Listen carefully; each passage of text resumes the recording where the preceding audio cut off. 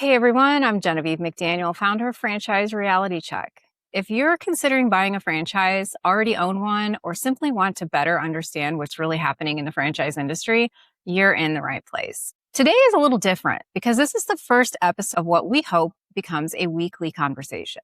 Instead of interviewing a guest, I'll be joined by my co-host, Dan Collins with Franchisee First Advisors. Together, we'll break down some of the biggest stories affecting franchising today, talk about what that actually means for franchisees and prospective buyers, and separate the headlines from the reality. One thing you'll notice is that we're not here to cheerlead for the franchise industry, and we're not here to tear it down either. Our goal is to have honest conversations based on facts, experience, and what's happening in the real world. Each week, we'll look at recent franchise news, discuss trends we're seeing across the industry, and explore the issues that don't always make it into the press releases. Sometimes we'll agree, sometimes we won't, and that's exactly what makes these conversations valuable. So Dan, welcome to the first episode. Before we jump into today's stories, tell everyone a little bit about yourself and why you wanted to be a part of these weekly conversations. Sure. Well, very excited to do this. I've been in franchising my entire career. I started when I was a kid washing dishes in a franchised restaurant. Spent first half of my career now, or probably about half in franchise operations for many different kinds of companies. And then spent the last 26 years now in franchise development. So basically what I do is I help people investigate franchising to see if it's a good fit for what their goals are. Nice. That's awesome. I know that you and I had already done one podcast about franchise consultants / advisors / brokers, depending on what terminology everybody wants to use. So if anybody wants to take a look at that, I'm going to link it down below. Top performing podcast, by the way. It really up got there. a lot of reach. Yes. It's all because of you. It's, people love bald men, what it is. Yeah, they're not, I don't know why they click on this head to begin with, but they do share this for some reason. Your face is out there quite prolifically, if I do say so myself. Whether I like it or not. Whether you like it or not, exactly. So for all your adoring fans out there, what do you like to do for fun? All right, random. My favorite thing is probably racing Corvettes. That's my favorite thing. In fact, I have one on the YouTube channel. I put one up there just for fun of me racing in the Corvette. But yeah, that's my favorite thing to do. I live in South Florida, so I love sunshine and ocean and hanging out with my 5-pound puppy. Oh yes, Kiki. Yeah. So how about you? Maybe someday Kiki can make an appearance. I'm sure my franchise cat Savannah will jump up here in a second, but sure. Usually wanders around. What about me? I love health and fitness, and I go to the gym pretty regularly, 3-4 times a week, I guess. Mom, 2 kids, tons of responsibility, always running around, and they're band kids. My son is first chair tuba, and yeah, so it's pretty crazy. So then you're doing football games and that stuff because that's where they're marching, right? Yeah. I'm a band mom volunteer. So all the football games, the home games I got to go to and, help out with concessions and stuff. So yeah. Very cool. That's pretty much what I do. So it's on the Franchise Wire. It's on the Franchise Wire. What's the latest out there? The Franchise Wire. Okay. So this is actually stuff so it kind of came out last week. It's kind of been trickling out. So our first story, we talk about a major multi-unit Moe's Southwest Grill franchisee filed for Chapter 11 bankruptcy protection. So that's not necessarily new news. I actually wrote an article about it. It's live on my website. I posted it the other day. The company currently operates 38 locations, is seeking to close 16 of them, and reportedly has about $16 million in secured debt. So at the same time, this franchisee is going through all of this and major debts. The franchisor has been talking publicly about growth initiatives and expanding the brand. So, hey, let's get more people joining into this hot mess. So what's your initial reaction when you hear something like this? I did hear about this one. I think they had 67 to begin with, something like that. And then they went down to the 38 that they have now. And they're looking to get rid of the ones that aren't profitable, obviously. So they're culling their portfolio. I don't think the franchisor is just going to let it happen because they're cutting down then to getting rid of 2/3 of their portfolio of this brand. The restaurant business is tough to begin with. So what's happening is they're growing more restaurants, getting the same dollars, which is just diluting the number of dollars each restaurant's going to get, which makes each restaurant location less profitable. So competition is just very tough. That's one thing. The second thing is this operator, if you have that many locations, you're probably pretty good at doing this, which means that now it's location specific because they probably have the same type of operations in place at each of the locations. So you can send a good manager over to a location and it can max out at, if it maxes out at $20,000 a week, you're barely doing $1 million a year.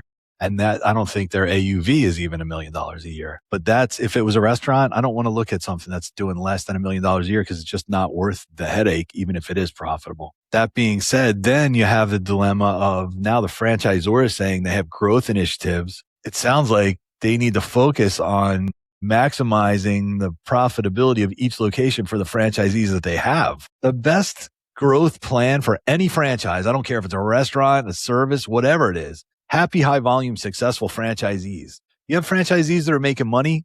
You don't have any growth initiatives. You don't need it because they're calling back. They're buying more. They're speaking so highly of your brand that anyone that comes in or anyone they visit is going to call up and say, hey, this guy is so ecstatic about this concept. I should buy one of these things. Or my friend said they were buying a franchise. I should tell them about this one. If you have happy, successful franchisees, you don't need franchise marketing for development. So I wish more franchisors out there would focus on profitability for franchisees. I know a lot of people talk about it. A lot of people need to do it. Talking about it is one thing. Actually executing for happy franchisees is another thing. Yeah. And I think that brings into the discussion the fact that a lot of these franchisees, multi-units, are buying up large swaths of locations. And it begs the question, does scale solve profitability? And my immediate answer is not always, and certainly not in this case. The more stores that they had, that just means the more you're spending, the more debt you get into, the more trouble you get into. The cash flow swings get larger and larger, and it's harder to manage those things. You certainly have that liability.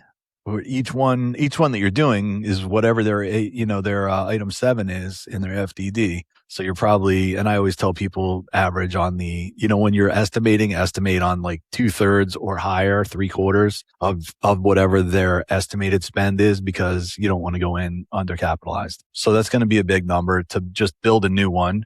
Even if you're leveraging it, you still have that liability. It's not like free money. You still have to pay it back. Yeah, you got to pay it back. You're talking about that $16 million in secured loans that they have on that. There's not that much to liquidate when you close down a Moe's. If the franchisor does allow them to close it out, what you got used equipment in there. That's basically it.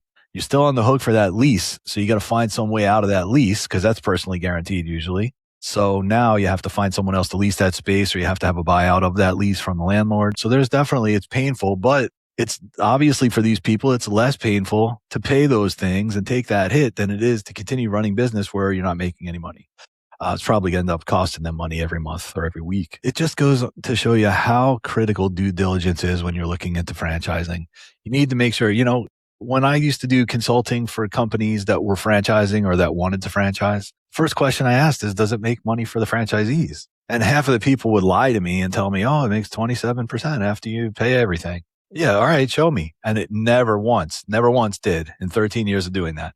And then the other half of the people were honest, and they would tell me, I don't know if it makes money, but it's pretty cool, isn't it? Being cool isn't what we're doing here. Right. By the way, to any franchisors out there that are thinking about doing this, or potential franchisors, should say, you don't sell burgers, you don't sell massages, you don't sell the waxing, you don't sell working out. That's what your franchisees do. What you do is you sell a business model and the successful support of that business model. That's your whole goal. You want to make franchisees successful. Franchising is 2 separate businesses if you have an operating company. If you're operating corporate locations, that's one business. But then your entire business as a franchisor is support. You're helping people who aren't as good as this, as good at this as you. Yeah. So that I've always wondered this, and me never having stepped foot on the franchisor side of things other than minor advisement opportunities here and there. But does a franchisor know that their franchisees are struggling necessarily? Like, how involved? let's generally, because obviously some of the bigger ones are going to be really involved. Like when I was with Domino's, they were right there, so supportive, wonderful. I can't say enough wonderful things about Domino's leadership and the entire team that they had working for their franchisees. They really focused in on our profitability. But I'm cognizant of the fact that not every major franchisor is going to be that dialed into their franchisees. So with Moe's, what do you think? Like, what do you think would be going on in their home offices while this large franchisee is struggling and filing bankruptcy? Now, I don't have any insight into the inside working, so I don't know how they're doing it. But in my experience, what you're trying to do is you're trying to have a chart of accounts that franchisees all follow and then submit at the end of every month or soon after the end of every month. Because that, number one, helps you keep your finger on the pulse if the franchisee's getting in trouble or if they're doing well. Number two, nowadays the technology is so good that they know how much that the franchisee brought in just to secure their royalty percent and all that kind of stuff. Yeah, Domino's daily. They were dialed in through our computer system or through the POS, exactly. Yep. So, but there's a lot of the technology is so good now that everybody knows how much you're doing, unless the people are out there saying, if you just pay me cash, I could do this on the side. And, franchisees have been known to do that. But if they fill out that chart of accounts, that gives you the first insight into how the franchisees are doing. Franchisees should be happy to submit this information because part of what they're paying for is that support of the franchisor saying, hey, we notice your labor is a little high. You want some help? How about our franchise business consultant comes out and works with you on their next meeting on dialing in your labor percent, because that could mean an extra $1,000 in your pocket every month easily. That's when I was a franchise consultant. I'll tell you, I got promoted from being the best manager in the company to being a franchise business consultant. My training was, okay, this is how you make your plane reservations and this is how you rent your car, and now go visit your locations. That was my training. I didn't know how to be a franchise business consultant. I had to figure it out. Well, the way I finally figured out, because I was a young guy. I mean, I was very successful when I was young because I worked my way through school as a restaurant manager. So I was already good at it when I graduated. But now I'm going out to talk to people who own 28 restaurants and they're very successful and much older than I was. And I was like, why are they going to listen to me? I'm a kid to them, So I figured out the way I was going to do it is I was going to show them how everything I told them related to them making more money. And all of a sudden I had their attention. So that worked out very well. So that's what I've always recommended to everyone since then that was in that role. Just, the people going newly into that role. You're coaching, you're counseling, you're 5 or 10%, the brand police, making sure they're doing everything right and not having outlandish purchases from other places, and you're not selling hot dogs when it's not on the menu, that kind of stuff. But number one is just make sure that you're seen as someone that's going to come and help them. You don't want them to dread your visit. There's no reason for that. The goal is you both want the franchisee to be successful. So, that was the goal, is to help them, help get their attention and help support them. You want franchisees to submit that financial information so you can help them dial things in and be as efficient and as profitable as possible. Yeah. So you touched on something earlier that I want to kind of go back to. You talked about the economics of restaurants in today's market. Consumer spending is down. We're certainly being way more selective about where we eat, how much money we have that's discretionary to spend on eating out. I know me personally with 2 kids, my kids would eat at, Raising Cane's every single day. But I'm not going to do that. I'm somebody who cooks, I buy the groceries, I cook. So for me, I'm not spending a ton of my discretionary income eating out. And I'm sure that there's a lot of people out there that kind of feel the same way. And, I'm seeing a real disturbing trend in these food service franchisee bankruptcies. We've got other brands out there, not just Moe's. We've got big names, Subway, Hardee's, Mountain Mike's Pizza, Sure. Checkers, Applebee's, Carl's Jr. They've got Right. large volume franchisees filing for bankruptcy. And we have a rise in food costs coupled with, people spending less, and that's got to hurt these franchisees. No, yeah, things are tight all over. So, people are going to be more cognizant of how they're spending their money. In fact, I did it myself. I used to go to Chipotle at least once a week. And then, I went out to the place and you had a great example. You asked for guacamole. How many times are they going to tap that spoon until there's hardly any guacamole left on the spoon I'm paying Yeah. what, $2.75 or $3 for that. You're scraping off the spoon. I mean, after a while, you feel like you're not getting any value for what you're spending, Yeah. you know? Yeah. And then to have the CEO say on the call that, oh, our the people that buy our food are make over $100,000 a year, so it's okay for. I'm sorry, but I still am looking for value. I make a lot of money, but I'm not going to come and just throw it away. I mean, I want to feel like I'm getting value for stopping by. You know, like that kid made a big deal online about how, oh, burritos shouldn't cost $20. Well, first off, that kid was getting that, considering part of the $20, the Uber fee to get that burrito delivered to Okay. him. Yeah. You don't need to have your burrito Yeah, Ubered no, to you. I'm talking about unless you're handing it 12. across the counter to me for $20. So I just want to get some value for what I'm paying for. I don't mind, believe me. You know, I cook here myself all the time. You know, I worked my way through school as a restaurant manager, so I know what I'm doing. But I'm not going to go out and just waste money. Or, you know, I go out and, you know, you have dinner for two is $50 no matter where you go. I mean, Yeah.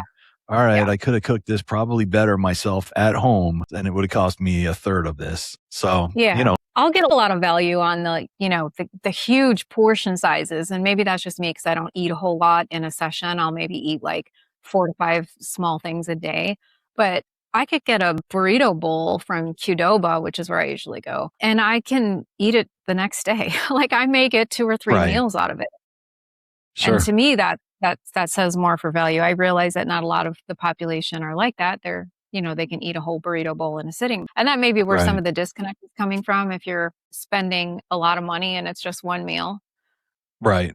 that can get Well, then expensive. on that same tip, now the restaurant buffet business has been, that's one of the toughest businesses ever, because no matter how many people come, you have to have all that different variety out there all the time. All So the that's time. difficult because you have to have the variety. That's why they're coming. Then it has to be good quality. So it can't be sitting out there in either the heat table, the steam table, or just sitting out there at room temperature under the heat lamps, whatever. I mean, it's the tough thing. And then what are you pricing it at? You have to figure out how much food did we use today? How many guests came through? Then what's food cost per guest? And that's how you have to figure. It's just a nightmare. I would never they want to really need be. to dial in. But I tell you what, the Asian buffets and the Golden Corrals around here are, Because that's where people can figure, at least I can eat as much as I can to get my value. And I got to tell you, my dad likes the Golden Corral. Yeah. So I'll take, but I would never go, because to me, I'd rather have a small portion of something great than as much as I can eat of something that's less than mediocre, in my opinion. Yeah, I can't ever do a buffet. I'm like half a plate, and spending $26 on a half a plate of food for me just is not financially sound decision. Or worse, the worst example is when you go to those Sunday brunch buffets. Now we just spent $78 a person here. That's how they how get much you. egg can I eat? And your dad is a skinny guy. I don't know where he puts all that food. Yep, he'll power through. He'll make sure he gets his money. He'll make sure he gets my money's worth. Yeah, awesome. I love that. So, the next topic that we have, this is an interesting thing. So this is completely different on the surface, but it really does ask a lot of the same kind of questions. So last week, reports emerged that Nelson Peltz's Trian, I don't know if I'm saying that right, Trian Fund Management is assembling a group of investors for a potential bid to take Wendy's private, which is very interesting, to go public to private. Usually we're private to public. As of today, no formal offer has been announced, but reports suggest one could come in the next several weeks. So what's particularly interesting from a franchise perspective about this story is who's reportedly involved. So that's Flynn Group, which you're well aware of, one of the largest franchise operators in the world and a major Wendy's franchisee. So Wendy's own CEO recently acknowledged that franchisee economics are under pressure. So I'm interested in this from the franchisee side. What happens when one of the system's largest franchisees could potentially become part of the ownership group controlling the franchisor? In my opinion, the best case scenario here is for Greg Flynn, because now he gets to control or have some Yeah. say at least. And I'm sure he'll have Some some level of control. control. I don't know what Right. that whole deal looks With like. regards to something where he's got a whole bunch of those outlets. He is the largest franchisee in the world, I think, or at least in the United States. So yeah, it's a great move for him. I don't know anything about the, financial stuff behind the scenes, but just saying that owning part of the company where you have a lot of outlets is beneficial because you have some say in what you're going to be doing in those locations. I always liked companies that own some corporate locations, because if they came out with a new process or a new initiative, they had to eat their own cooking if they had company outlets, unless they just saw it as a loss, whatever. So, I like the fact that he would have some say in what's going on at the locations. The other thing, even way back from when I first started in my career, when I first made the move when I graduated college from being an operator inside of a location to working with the corporate team, I worked with the training team and they would come out with these procedures, and I'm looking at the procedures to do whatever they're doing. And I'm saying, why? That's not going to work. I mean, that doesn't work in real life. And none of these people came from operating in the company, in restaurants. They were, MBAs, or they came out as, they got some kind of hookup where they came in and they had a trainer position in a company where they had no experience actually doing whatever the operation was. And I came from being in that kitchen 12 hours a day. So, I would have the kitchen designers put the kitchen equipment designed one way. And then when the equipment got there, thankfully it was all plug in with gas, and I would rearrange it when I got to the opening before the store opened. And I would say, this isn't working. You have to go, this is where it starts. And then it goes left to right. And this is where it ends, because this is where the pickup area is on the front counter.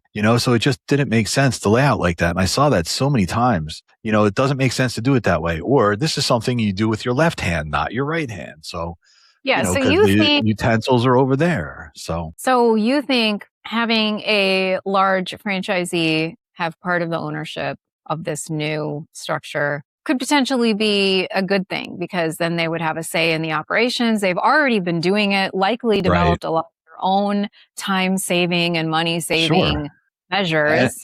And And they if it's would bring going to benefit Greg's operation, it's obviously beneficial to all the other franchisees out there that aren't as powerful and as well funded as Greg Flynn. That being said, I have to say, I don't think Greg's going to come in and say, the kitchen just doesn't work like this, because he's way, way above that level. But he's going to have some operators that are going to come in, or that are going to give input on that kind of stuff. I'm sure he's going to have his team be, intimately involved in any kind of operational stuff. But yeah, it should be something that benefits all the franchisees, of course, if it's going to benefit Greg. Yeah. So speaking on the investment side of things, so going from a public company to a private, how do you think that's going to play out? What does that kind of look like for the market? That, to me, that's way above my pay grade. You think? I don't, it goes back and forth. It usually, Wendy's has been on a slide recently, and the only way I know this stuff is, obviously I read the trade mags, but also I follow Jonathan Mays, and, he's brilliant with this stuff, and I've, known him for years and years. Yeah. Jonathan Mays is with Restaurant Business. Right. Yeah. So, he's got his finger on the pulse of all that stuff. So I follow him all the time. But Wendy's has been on a slide. That's the only way there's an opportunity for some private company to come in. Also, I have worked for Nelson Peltz back 26 years ago. He used to own Tri-Arc, which was ownership of Arby's at the time, and got to go to his estate. Found out what an estate was when I went to his estate. It was incredible. But yeah, we had the focus of the franchisees at heart back then. And I think that, again, that's my whole theme is I love franchisee success. It says it right there under my name on LinkedIn. That's the easy recipe for franchisor success. Make your franchisees successful. Yeah. So that kind of reminds me of the whole recent Burger King story, their whole turnaround, which they came in. Patrick Doyle came in, then Tom Curtis came in. And these are guys that I knew personally at Domino's when I worked. I've got pictures of me with Patrick and Tom. But I watched that story like crazy, because if anybody can turn around a huge brand like that, it would be those two guys. And sure enough, they did. It wasn't just changing the marketing, which was brilliant, but they also really focused on franchisee profitability. So to me, they kind of like took the Domino's playbook that they developed Right. and put it into burgers. And so far from what I'm seeing, it's worked. They're really on the rise. I really appreciated Patrick Doyle's frank honesty back in the day when he said, you know what, we asked you and our pizza sucks. Pizza's crap. Yes, and I remember. What we're doing is we're going to fix I was there. it. So come and try our new formulation. And people liked it. And, you know, and the franchisees noticed improved profitability and sales because of that. So that was awesome. And I have been noticing Burger King has been doing more TV advertising, at least down here in South Florida. Their headquarters are here in Miami. Yep. And I got to say the food photography looks fantastic. So whoever their food stylist is doing a great job. I haven't been to Burger King in probably 35 or 40 years. It's not my thing. I mean, I haven't been to McDonald's either, so I'm not a fast food guy. Chipotle is about it, and maybe Chick-fil-A once in a blue moon. But food definitely looks good. The commercials are enticing. So I think franchisees will probably take some positive momentum from that. I got to tell you, when I worked with Arby's back in the day, the thing that made the most impact was television advertising. They came back on TV, they advertised, we got the meats with Ving Rhames, and all of a sudden they were killing it. I forget what the sandwich was called. They had sandwich with big, thick bread slices and Market Fresh, I think it was, sandwiches. I don't remember. Maybe I'm conflating things. But that was a great promotion and sales were unbelievable. Then when they merged with their largest franchisee and went to Atlanta, sometime after that, and I don't know if it was under that ownership or the next, they pulled TV advertising and went into the toilet again.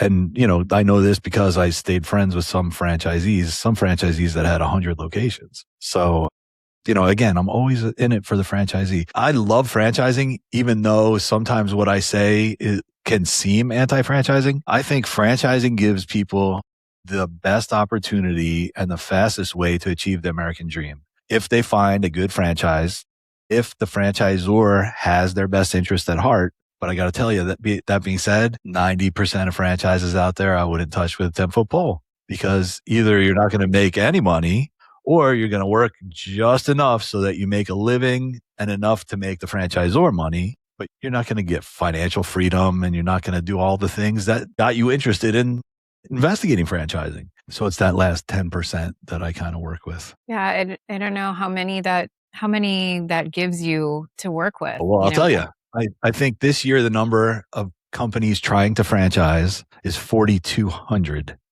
Yeah, it's a lot. Right. And most of these I never even heard of, let alone, being a household name. Yeah. Yeah.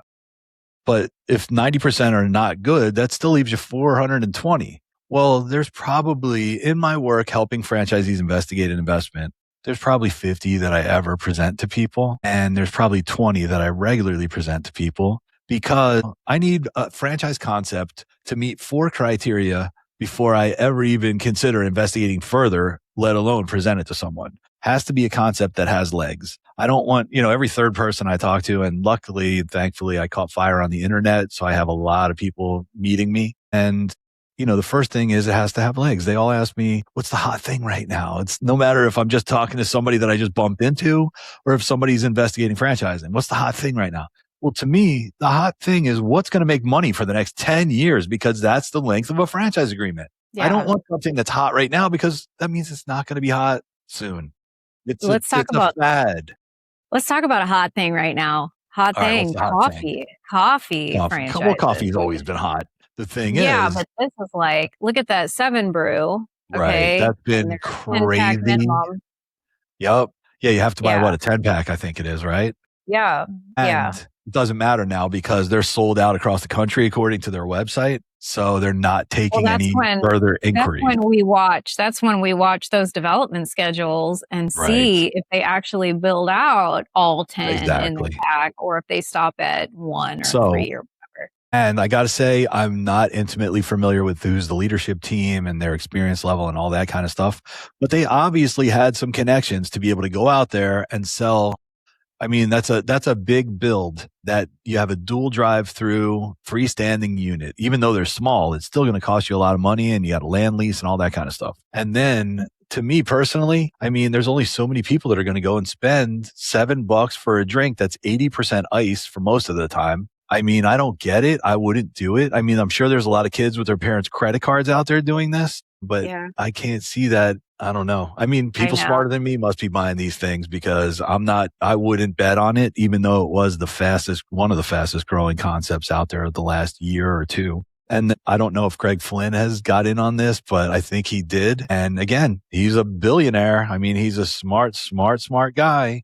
So he must know something that I don't do. But, first of all, the people I work with are not billionaires. So they're not going to be buying 10 of these things to begin with. A lot of the people I work with, it's their first venture in franchising. A lot of the times it's successful business people that have exited and now are looking to do something else. So they're buying multiple locations, but I'm not looking for something that's already, in my opinion, diluted with Starbucks number one. There's people that are just loyal to them and they're never going away from that. But then there's Dunkin' Donuts.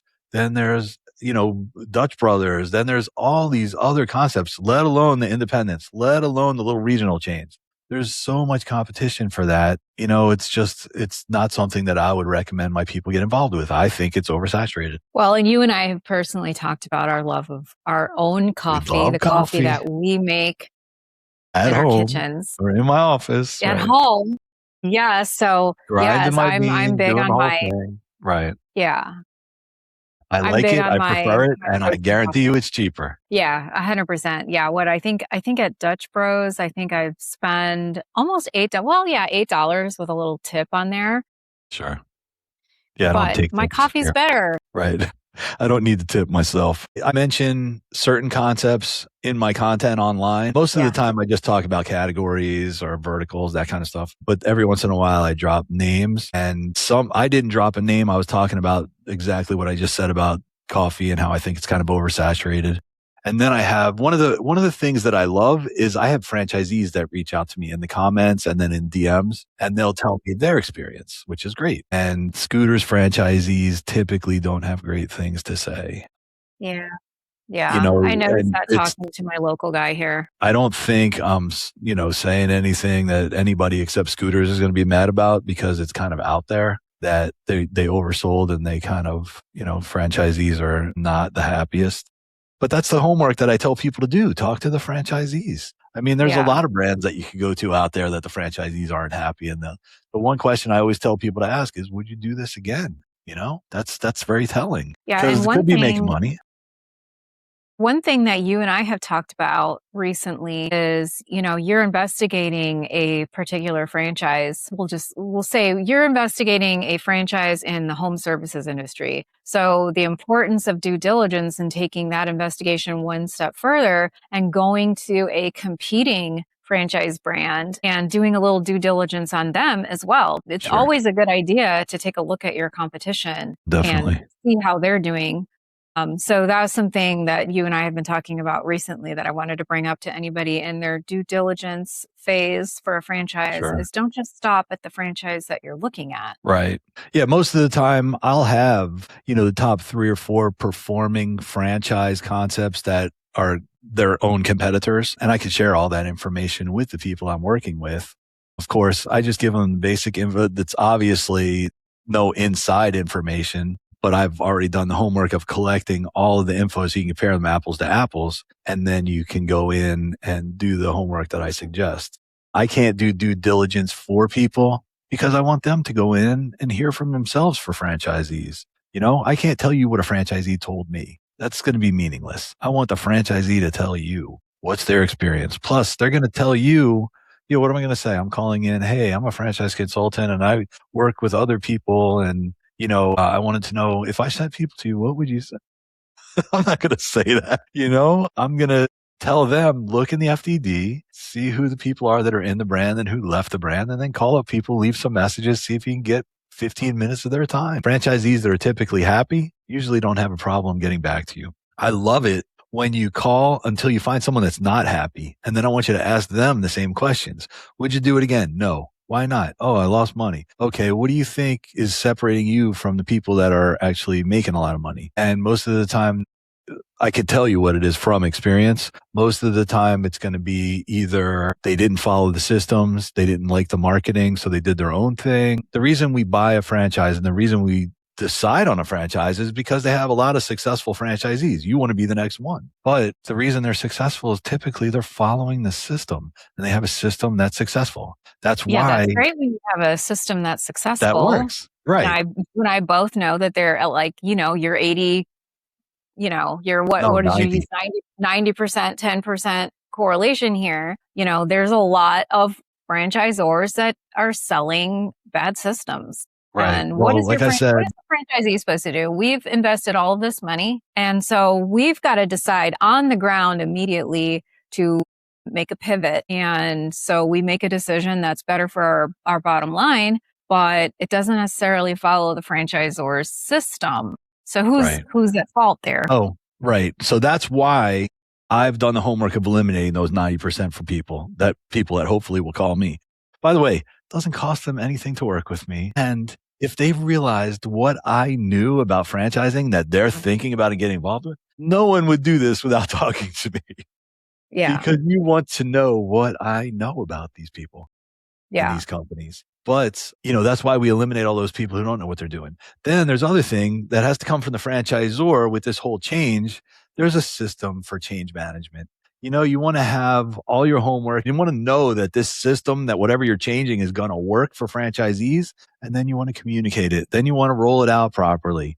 You can't have franchisees be behind the ball. Oh, all of a sudden we're going to have something roll out. When's it roll out? Rolls out Wednesday. I don't know anything about this and it rolls out Wednesday. And by the way, I don't have another truck coming in until Thursday. So I'm going to be out of food and I can't do all of the things, or I don't have the equipment. But you don't want to run into stuff like that. Yeah. Been there, done that. I've been on both sides of the fence. So that's I've harrowing. seen when franchisors are trying to cram something down someone. First of all, why are we even doing this?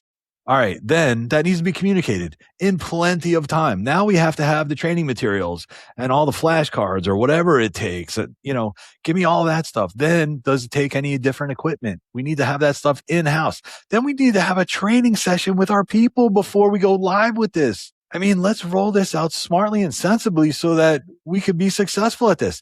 Even if everything you're saying works, if you roll it out in a horrible way, it's not. Yeah. I've seen it too many times. It doesn't need to be painful. You know what? All right. So we wait. You know what? Don't commit to having it on TV until after we've trained everyone on how to do this. Yeah. I mean, you said something interesting that just, I think, needs to be screamed from the top of every building, every mountain. And it's that the business still has to work. With all of the decisions that you're making and all of the planning that you do, the business itself still has to work and the franchisee still has to make money. They have a family to support. They're earning a living off of this business. They've poured everything that they had into it.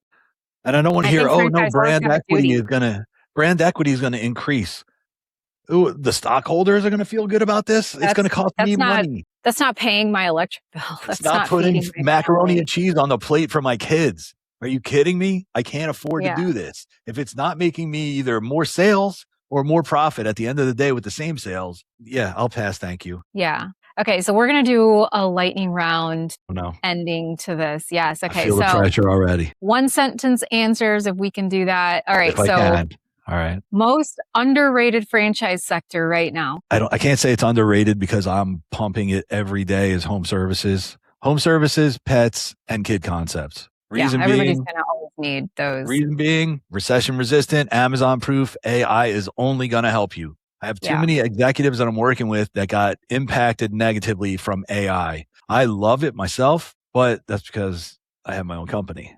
So it's not going to negatively impact me. Yeah. You have discretion. Okay. Most overhyped trend. We already said coffee. Yeah. Coffee. I would not touch, but again, there's very rich, very smart people that have bought into it. So I'm just going to sit back and watch. I'm not investing. Yeah. Okay. One thing every prospective franchisee should investigate before signing. Don't do it without calling me, first of all, because I could save you a lot of headaches. FranchiseeFirstAdvisors.com. Your website there. Shameless plug, right? Yeah. But Bottom line is make sure you talk to franchisees, do your due diligence. Do not just go on the salesperson's word for everything. And if you're working with a consultant, make sure it's somebody that's got experience doing this. Otherwise, they're just going from the same marketing materials that you're going to get. Yeah. I would say check out the franchisor's financials, item 21 in the FDD, take a peek, see if there's any warnings from the auditor. I talked to a lot of franchisees that had they looked at that and understood it, they would have been in a much better place today. Well, I have to tell you on that, there are a lot of, usually it's more of an emerging brand that's going to be doing that. And I don't recommend too many emerging brands unless it's an emerging brand that's been started by a good private equity umbrella group. And then in that position, those groups typically invest heavily in systems, people, and technology. And that's expensive. So yeah, that's all going to. It's expensive to start a franchise. It's expensive to continually operate and support franchisees. It's a lot, Exactly. takes millions of dollars. So that's an investment, and it might be upside down on their P&L, on the company's P&L. But when you realize that they have 12 other home service brands that have been around since 1968 and they're very successful, or they have 19 other brands and this is their newest brand that they're rolling in and they have 25 or 5,200 franchisees. Yeah, it's a much safer bet, and it's a lot less of a red flag. Let's see. What's your prediction for the franchise industry over the next 12 months? I think over the next 12 months, that's a shorter time frame, but I think it's going to continue to grow because so many people, and especially younger people, are wanting to be their own boss for many reasons. Number one, you can see these kids at graduation, everyone's booing when they mention AI. I don't know. If you're not embracing AI, you're going to be behind. Even if you become your own boss, you're going to use AI. I mean, it's not AI's fault that what you were studying is going to be taken over by AI. I have a guy that owned a marketing company, and his $1 million a year client left him because they hired a kid and got 5 AI bots to do that job.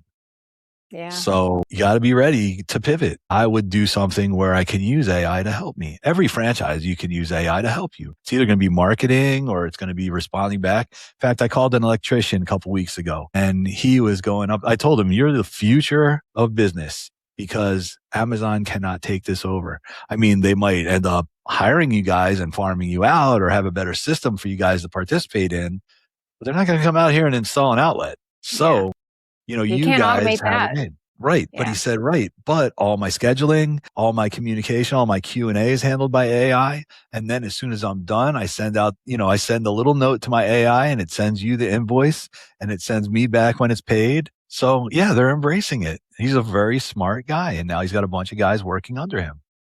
Yeah. So that's the way it's going to help. So I think it's going to continue to grow. And I think specifically all the different kinds of home services are going to continue because populations is still exploding. Well, the other thing is anything that has to do with seniors. So in-home healthcare, non-medical, medical, and then aging in place concepts. So because people don't want to go to the retirement home.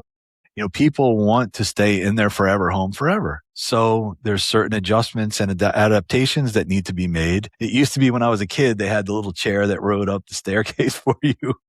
Yeah. Now there's many, many other things in addition to those types of, adjustments that can be made to your house. And there's franchises that specifically handle that. Well, as always, thanks for your franchise insight. It's been a fun conversation.